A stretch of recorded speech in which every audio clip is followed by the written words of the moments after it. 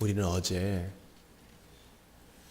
사마리아와 시온성에 사는 지도자들의 부패가 어떠한지를 봤습니다. 그래서 하나님께서 사도를 통하여 공직에 있는 자들, 높은 지위에 있는 자들을 위해 기도하라 하신 말씀은 바로 우리 믿는 자들의 안위를 위해서 고요하게 신앙생활을 할 수 있도록 그들을 위해 기도할 뿐만 아니라 하나님께서 얼마든지 그들을 도구 삼아 일하시기 때문이에요. 우리가 어제 핵심 구절로 본 것은 6장 3절입니다. 너희는 흉한 날이 멀다 하여. 우리 믿는 자들도 흉한 날은 나에게 멀겠지, 이런 헛된 안전감에 빠져서는 안 됩니다. 그렇다고 해서 불안감에 빠져서 아무 일도 못하는 자가 되어서도 안 되겠으나 우리는 항상 우리의 종말은 언제든지 올 수 있으며 주님 다시 오시기 전에 어려운 날, 환난 날이 올 수 있음도 인정을 해야 됩니다. 오늘 6장 8절에 보면 이러한 환난 당할 때의 일들을 말하고 있습니다. 자, 보십시오. 8절에 보니까 만군의 하나님 여호와의 말씀이니라. 만군의 하나님은 항상 군대 용어예요. 그 주님이 이제 이웃 나라를 일으켜서 아니면 전염병을 일으키셨는지 이들을 치셨습니다. 주 여호와가 당신을 두고 맹세하셨노라. 내가 야곱의 영광을 싫어하며. 야곱은 뭡니까? 어제는 그 요셉의 환란이라 그랬는데 오늘은 야곱의 영광이라 그랬어요. 이 요셉, 야곱 다 이스라엘을 가리키는 겁니다. 야곱의 영광을 싫어하며, 그러니까 그 12지파가 시온 산에서든 사마리아 성에서든 아무리 떵떵거리고 잘 산다 해도 그거 내가 싫어한다. 주님이 말씀하세요. 그 안에 하나님을 경외하는 것이 없으니까. 그 궁궐들을 미워함으로 이 성읍과 거기에 가득한 것을 원수에게 넘기리라 하셨느니라. 그 원수가 어떤 원수일까요? 하나님께서 그들을 징계하시고자 원수에게 넘겨서 진멸하시고자 함이 아닙니다. 정신 차리고 돌아오게 하시려고. 주님이 그 전까지 인격적인 수단들을 많이 쓰셨습니다. 예수님께서 눈물을 흘리시면서 예루살렘 성을 보며 말씀하셨죠. 예루살렘아, 예루살렘아. 암탉이 그 새끼들을 이렇게 날개 아래 품같이 내가 너희를 품으려고 얼마나 많이 시도했느냐. 선지자를 얼마나 많이 보냈느냐. 하나님 말씀을 얼마나 많이 전해주었느냐. 그런데 너희가 원하지 아니했다. 그랬어요. 그러니까 우리 하나님께서 비상대책 원수들을 보내셔서 그들을 징계하십니다. 9절을 보세요. 한 집에 10사람이 남는다 하여도 다 죽을 것이라. 우리 예수님 말씀하셨죠. 우리 주님 오실 때에는 밤에 한 사람은 데려감을 당하고 한 사람은 남을 것이다. 이것은 휴거를 말하는 것이 아닙니다.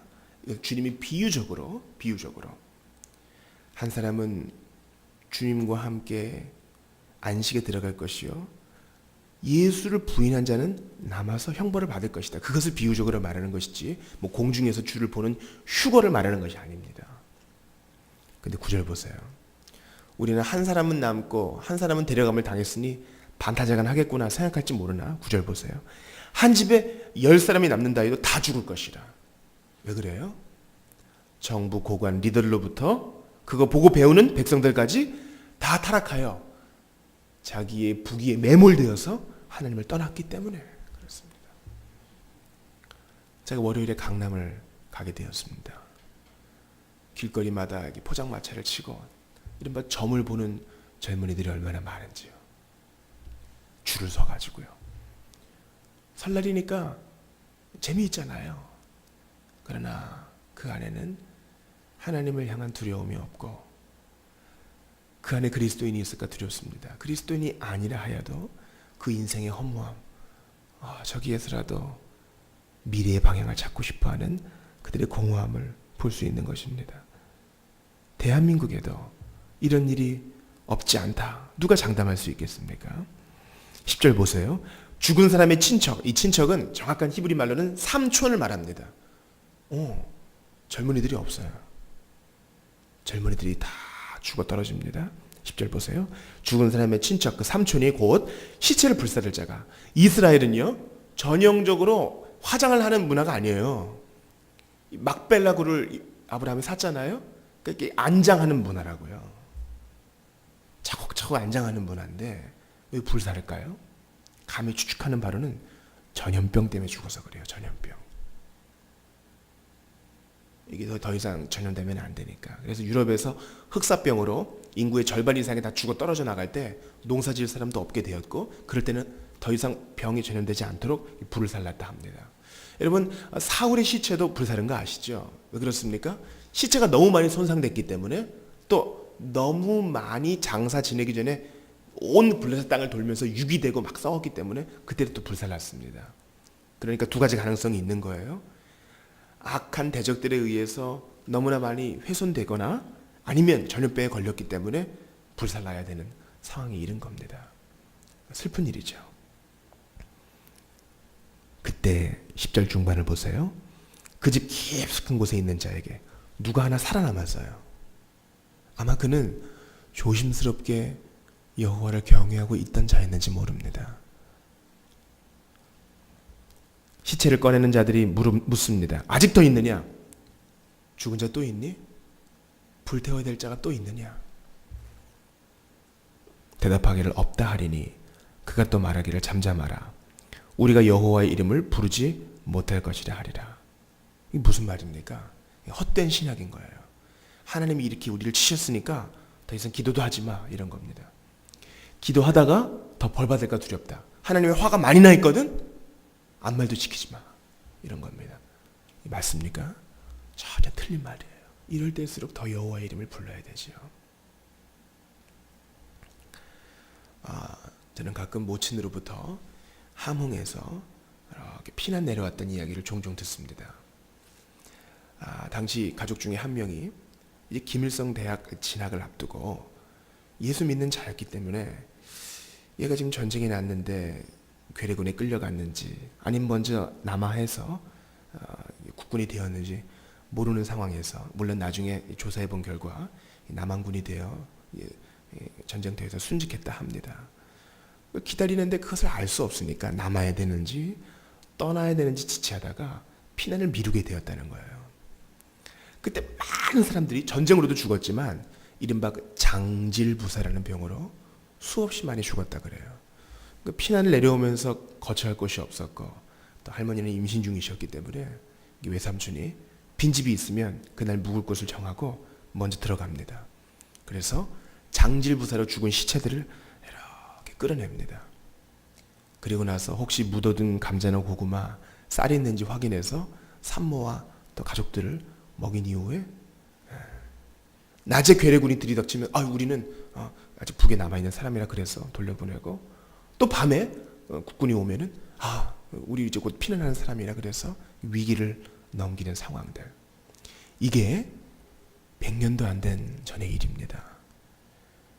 우리가 지금 이렇게 안정 속에 살고 있다고 해서, 하나님의 은혜로 이렇게 발전되었다고 해서 지금 북에서 핵실험이 강행되고 있는 이 마당에 헛된 안정감에 빠져서는 안 됩니다. 그럼 어떻게 해야 되느냐?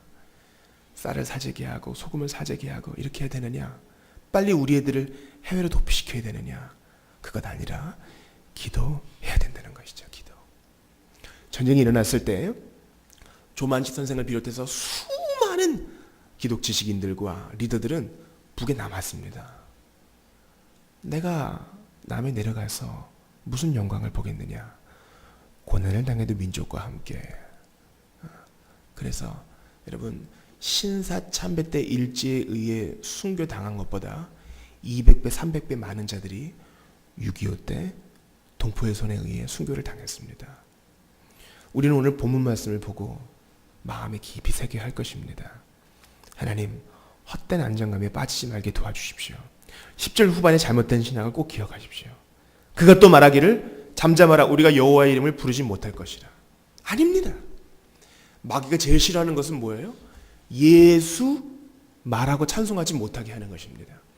귀신 들린 자를 보셨습니까? 귀신 들린 자는 보혈의 찬송과 그리스도의 이름을 명시적으로 입 밖에 말하는 것도 싫어합니다. 어려움을 당하고 있을 때 더욱더 주의 이름을 불러야 합니다. 참으로 놀라운 것은 우리가 밀려서 6.25 때 밀려서 낙동강 전선을 사이에 두고 부산밖에 없고 그곳에서 임시정부를 차려서 그곳에서 이승만 대통령을 모시고 온 민족 지도자들이 모여서 회개 기도를 했을 때, 금식으로 새벽을 깨고 기도했을 때, 그 기도가 끝난 이후에 무슨 소식이 들려와요?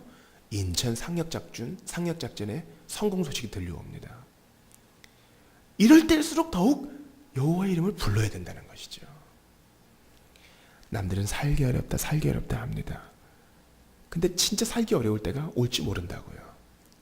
지금 피부로 누구나 어려움을 느끼고 있을 때 더욱 여호와의 이름을 불러야 합니다. 12절을 보십시오. 말들이 어찌 바위 위에서 달리겠으며 소가 어찌 거기서 박 갈겠느냐. 그런데 너희는 정의를 쓸개로 바꾸며 공의의 열매를 쓴쑥으로 바꾸며. 여러분, 말이 바다 위에서 달릴 수 있습니까? 바다를 기경할 수 있습니까?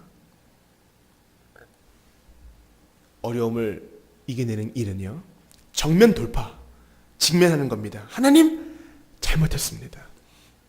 그런데 우리가 싸우게 되면요, 누구랑 싸우게 되면 미안합니다 이렇게 말하기보다는 돌려서 좋은 거 해주고, 돌려서 무슨 선물이나 해주고, 직면해서 그때 일은 미안했습니다 이렇게 짚고 넘어가기보다는 돌려서 좋은 것 해줘서 애누리 하려는 경향이 있어요. 근데 이건 하나님 방식이 아닙니다. 이들은 정의로 해결해야 될 것을 쓸개로 막으려고 했습니다. 이것은 말이 바다 위를 달리는 것, 소가 바다를 경작하는 것과 같다 그랬습니다.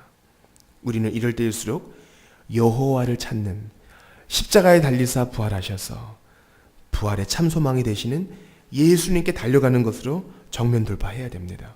어려울수록 오직 예수입니다. 힘들수록 오직 예수입니다.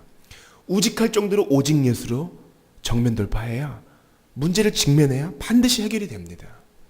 성도들도 마찬가지입니다. 어려움이 있을 때 항상 마지막 수단이 기도입니다. 그러지 않은데 말이죠. 어려울 때 어떻게든 다른 길을 다 확보해 보려고 하다가 주님이 다 막으실 때 그제서야 기도하는 것은 참으로 애석한 일이나 그거라도 좋은 것입니다. 우리 이 시간 오늘 본문 말씀 붙들고 기도합시다. 하나님, 어려울수록 오직 예수 붙들 수 있도록 도와주십시오. 이보다 더 어려운 일이 있기 전에 문제를 직시하여서 오직 예수의 정신으로 문제를 풀어나갈 수 있도록 도와주시옵소서. 전염병과 전쟁으로 주님이 이들을 징계하셨는데 우리 민족 다시는 전쟁에 어려움 없도록 붙들어 주시옵소서. 어떻게 보면 전 세계 사람들이 다 걱정을 해주고 정작 우리는 아무 문제 없는 것 같아요. 하나님, 참으로 위기입니다. 이럴 때일수록 기도할 수 있도록 오만희 한국교회 붙들어 주시옵소서.